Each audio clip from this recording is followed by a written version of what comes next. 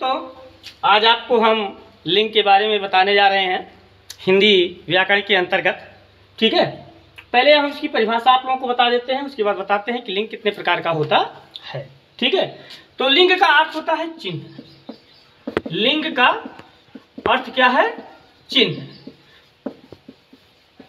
ठीक, इसी हम चिन्ह के आधार पर ही जान पाते हैं कि स्त्रीलिंग है कि पुल्लिंग है कि नपुंसकलिंग है।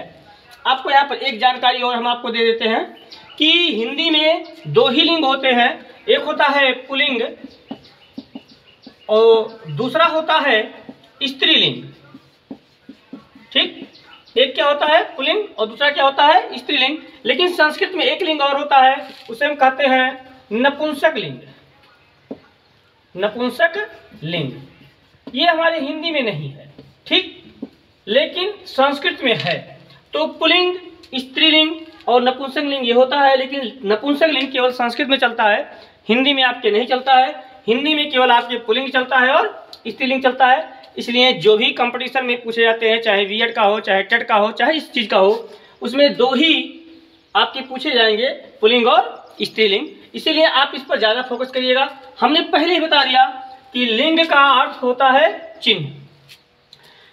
हम किसी भी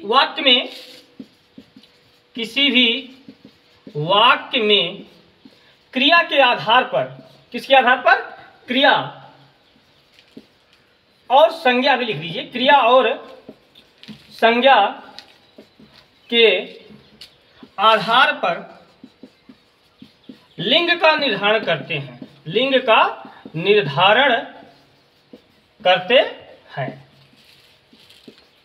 ठीक, तो अब ये लिंग का निर्धारण, क्रिया और संज्ञा, यहाँ पर दो चीजें दी गई हैं। इन्हीं के आधार पर हम लिंग का निर्धारण कर सकते हैं। हम उदाहरण आपको दे रहे हैं, उस उदाहरण को आप देखिए तो आप जान जाएंगे कि कहाँ से क्रिया पर और कैसे संज्ञा पर हो रहा है।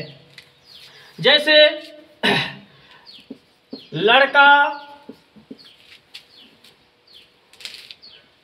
दौड़ता है। अब यहां पर आपका जो लड़का है ये संज्ञा है और दौड़ता क्या है? क्रिया है। तो इस संज्ञा और क्रिया के आधार पर हम निकाल लेंगे कि ये क्या है? पुल्लिंग है। और लड़की दौड़ती है, तो यहां पर क्रिया और संज्ञा के आधार पर हम निकाल लेंगे कि यहां पर क्या है? स्त्रीलिंग है। ठीक, तो इसके आधार पर, क्रिया और संज्ञा के आधार पर ही हम लिंग का निर्धारण कर सकते हैं। वाक्यों में जहां जैसा प्रयोग होगा उस पर आप दो चीजों पर विशेष गौर करिएगा। किस पर? क्रिया पर और संज्ञा पर। उससे आपका लिंग निर्धारण हो जाएगा। ओके।